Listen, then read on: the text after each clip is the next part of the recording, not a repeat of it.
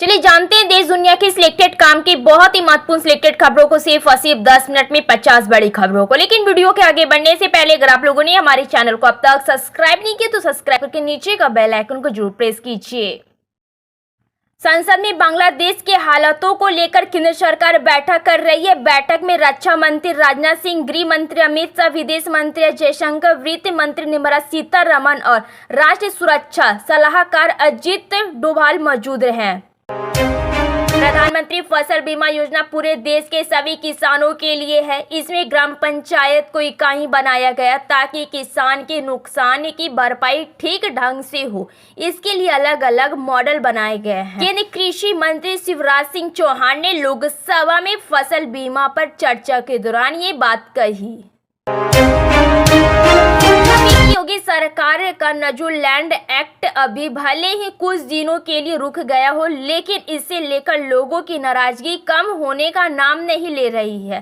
संगम नगरी प्रयागराज के लोगों का कहना है कि समिति में भेजने की बजाय इस बिल को पूरी तरह रद्द कर देना चाहिए।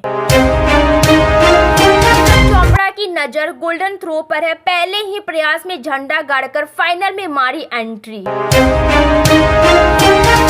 सरकार का फोकस इन दिनों अवैध खनन पर रोकने पर है। सरकार लगातार अवैध खनन को रोकने के लिए कदम उठा रही है। एक तरफ अधिकारियों को लगातार बालू घाटों के निरीक्षण की जिम्मेदारी दी है, वहीं दूसरी तरफ अब अवैध खनन की शिकायत करने पर संबंधित शख्स को इनाम राशि भी दी जाएगी। इनाम राशि 5 से 10,000 तक है। पड़ोसी देश बांग्लादेश में शेख हसीना सरकार के हटने के बाद भारत में भी राजनीतिक हलचल तेज हो गई है। इसे लेकर बिहार सरकार के मंत्री विजय चौधरी ने कहा है कि बांग्लादेश में तख्ता पलट होने के बाद बिहार सरकार अलर्ट मोड पर है। टीएमसी सांसद सायोनी घोष ने कहा, सवाल क्या कृषि क्षेत्र को उसका हक दिया गया, पर किसान कहेंगे कि चाय से शुरू हुई थी सरकार चाय पर अटक गई। विकास की मौसी 10 साल में सस्ते में भटक गई। उन्होंने नीति आयोग की बैठक में ममता बनर्जी के माइक बंद करने के दावे पर कहा वह बंगाल की बात रखने आई थी। राजस्थान सरकार ने विधानसभा में बताया कि प्रदेश सरकार शहीद अग्निवीरों के आश्रितों को कारगिल पैकेज के तहत मुआवजा देगी। बैकौर सरकार इसके तहत शहीद की पत्नी को 25 लाख नगद, 25 बीघा नहरी जमीन, सरकारी नौकरी, बच्चों को मुफ्त शिक्षा, माता पिता को 50 लाख की एफडी व रोडवेज बसों में मुफ्त यात्रा की सुविधा आदि दिया जाता है। लखनऊ उत्तर प्रदेश में मुख्यमंत्री योगी आदित्यनाथ के आवास के पास महिला द्वारा आत्मदाह की कोशिश किए जाने के बाद सपा प्रमुख अखिलेश यादव ने कहा कि बीजेपी के लिए जनता सिर्फ मतदाता है। उन्होंने कहा कहीं ऐसा ना हो कि सरकार की नाकामी के खिलाफ आत्मदाह करने पर उस महिला के खिलाफ सरकार कोई गुपचुप कार्रवाई कर दे। बांग्लादेश में शेख हसीना के प्रधानमंत्री पद से इस्तीफा देने के बाद उग्र प्रदर्शनकारी संसद में घुस गए हैं। ऑनलाइन सामने आई वीडियो में उग्र प्रदर्शनकारी कुर्सियों टेबल पर चढ़े हुए हैं, सेल्फी लेते हुए नजर आ रहे हैं। वीडियो में संसद के अंदर धुआं भी दिख रहा है। वहीं उग्र प्रदर्शनकारी ने संसद के अंदर नारे भी लगाए। बांग्लादेश में हिंसा के बीच प्रधानमंत्री शेख हसीना के इस्तीफा देने के बाद पश्चिम बंगाल की मुख्यमंत्री ममता बनर्जी ने कहा यह देश दो देशों के बीच का मामला है। केंद्र सरकार जो भी फैसला लेगी हम उसका समर्थन करेंगे। उन्होंने कहा मैं बंगाल के लोगों से शांति बनाए रखने की अपील करती हूं, अफवाहों पर ध्यान न दें। बांग्लादेश में जारी हिंसा को लेकर शिवसेना यूबीटी के सांसद संजय राउत ने कहा कि उसे देश की हालत देखी है वे इसलिए है क्योंकि वहां लोकतंत्र के नाम पर तानाशाही चल रही है। उन्होंने कहा विरोधियों को जेल में डाला गया, झूठे मुकदमे चले। लोकतांत्रिक देश में जनता एक हद तक सहती है, बाद में सड़क पर उतरती है।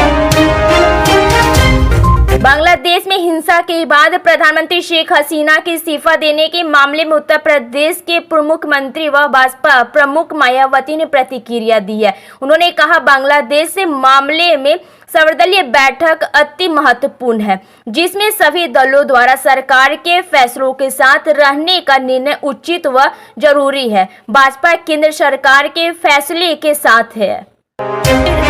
लोकसभा में विपक्ष के नेता राहुल गांधी ने सर्वदलीय बैठक में विदेश मंत्री एस जयशंकर से पूछा है कि क्या पूर्व बांग्लादेशी प्रधानमंत्री शेख हसीना को सत्ता से हटाने में विदेशी ताकत खास करके पाकिस्तान का हाथ है। जयशंकर ने उन्हें बताया कि एक पाकिस्तानी राजनयिक ने बांग्लादेशी प्रदर्शनकारियों के समर्थन में ऑनलाइन डीपी लगाई थी, जिसकी जांच हो रही है।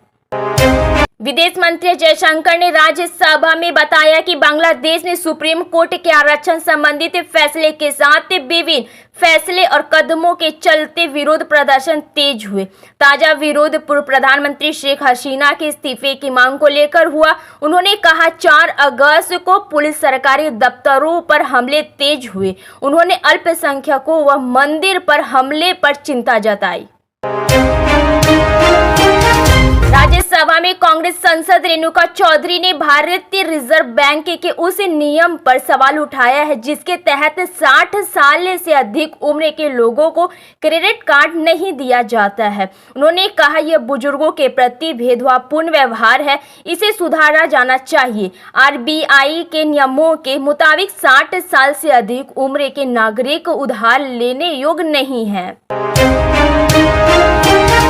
अभिनेत्री संसद कंगना रनौत ने गृह राज्य हिमाचल प्रदेश में बादल फटने से आई बाढ़ के बाद प्रभावित क्षेत्र का दौरा किया। सामने आई तस्वीरें में कंगना पीड़ितों की समस्या सुनती दिखी। इससे पहले कंगना ने कहा था कि उन्हें प्रशासन ने हिमाचल न आने की सलाह दी थी, जिसे लेकर सोशल मीडिया यूजर ने उनकी आलोचना की थी।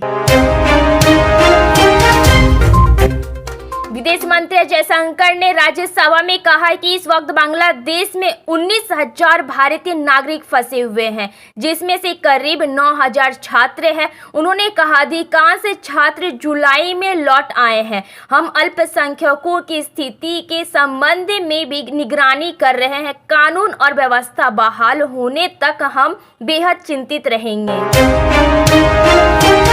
सुप्रीम कोर्ट के हाल ही में आए फैसले पर विचार विमर्श करने के लिए कांग्रेस के शीर्ष नेता शाम 6:30 बजे बैठक करेंगे। सुप्रीम कोर्ट ने हाल ही में SC ST आरक्षण से क्रीमी लेयर को बाहर रखा है।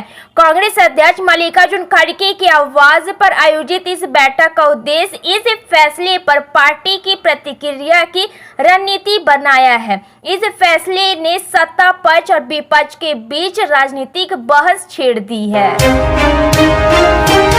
महाराष्ट्र विधानसभा चुनाव को लेकर दिल्ली में सरगर्मियां बढ़ गई है। शिवसेना यूबीटी के नेता 3 दिनों तक दिल्ली में कैंप करेंगे। इस दौरान वे कांग्रेस के शीर्ष नेताओं से मुलाकात करेंगे और इंडिया ब्लॉक के सहयोगियों के साथ भी सीटों के बंटवारे को लेकर चर्चा करेंगे।